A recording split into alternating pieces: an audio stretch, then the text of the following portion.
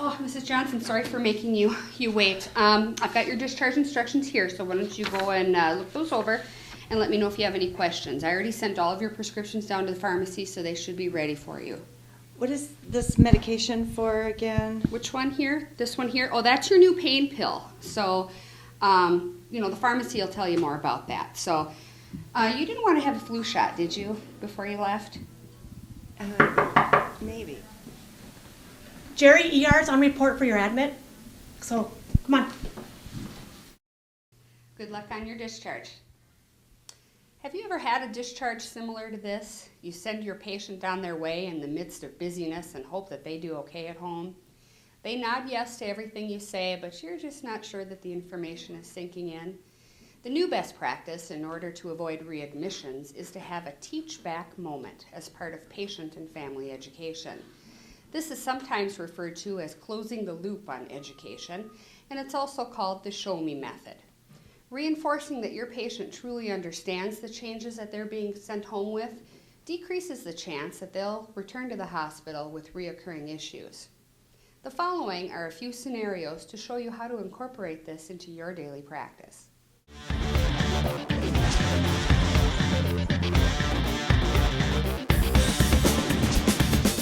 Here with a urinary tract infection, I'm going to go over your oral antibiotics with you. You'll be taking it home. It's called Keflex, and you need to take it 4 times per day with food. You will also be taking a pain pill, Percocet. What can you tell me about your medication? So with the antibiotic, I'll be taking it 4 times a day. So it's 4 o'clock now. I need to take it about every hour so I can get them all in today. No, as far as the antibiotic goes, take 1 more dose today and then start the 4 times a day routine tomorrow. I would suggest 8, noon, 4 p.m., and 8 p.m. Spread it out throughout the day. Okay. Also, can I take the Percocet with the Tylenol and Advil that I also take for my arthritis? Good question. Actually, the Percocet contains Tylenol, so you would like to avoid Tylenol, but you may take Advil interchangeably with your Percocet. Tylenol can be toxic to your liver. So for my own peace of mind, I want to make sure you understand your medication. Okay, I think I get it. I won't take extra Tylenol with the Percocet, but I can take the Advil. All right, this all makes sense now. Thank Very you good. for going over this with me. Thank you.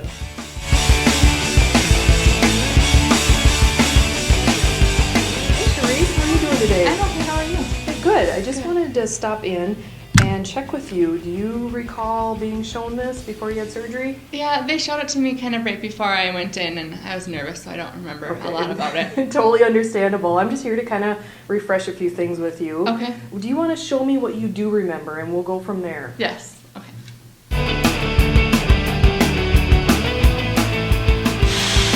Oh, that's a pretty common mistake. A lot of people do that. I don't know if you can kind of remember. What you were told is what you want to do is you want to suck on the mouthpiece like it's a straw, and you want to try to inhale, do it nice and slowly, get a deep breath, and and get that disc in there raised up as far as you can get it to go. Okay.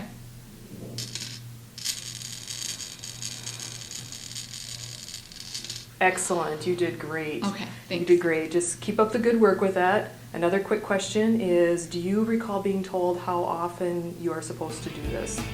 I think they said like once a day. We're gonna ask you to do it a little more often than that. Okay. The ideal is to do it about 10 times an hour during the day when you're awake. Okay.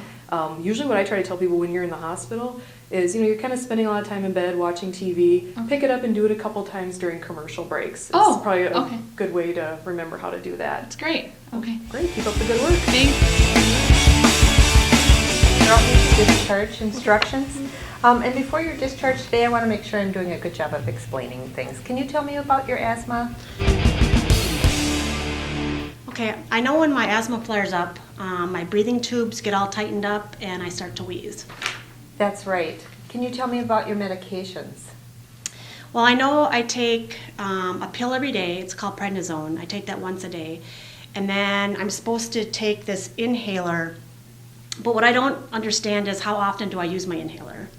Your inhaler is as needed, so whenever you're having trouble breathing or you're wheezing a lot or you know you're going to be around certain triggers, you can do your inhaler. Oh, okay. It's as needed every 4 hours, so you don't want to do it more than every 4 hours. Okay, so just when I need it. Right. Can Okay. you show me how to use it? Sure.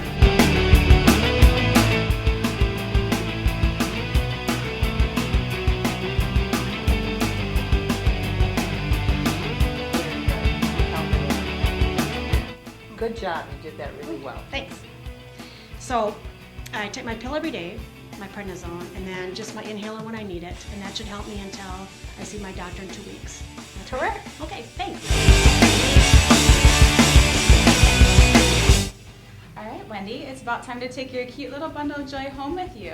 I know this is your first baby, so we've given you a lot of information. Could you tell me some reasons you'd want to call the baby's doctor?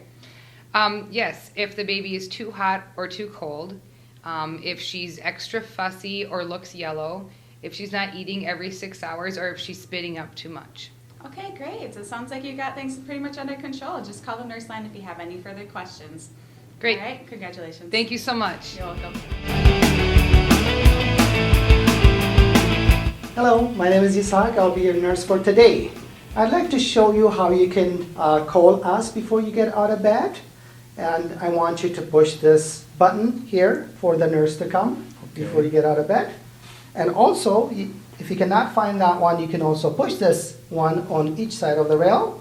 Okay. And the nurse or the nursing assistant will come and help you. You are a high falls risk because of your surgery you had recently and also the pain medications you're on. Okay. And the hospital implemented falls reduction measures, and in the past year, we saw over 14% of falls reduction because of those measures. Okay. So if you need to get out of bed, make sure you give us a call and wait for the nurse or for the nursing assistant to come and help you.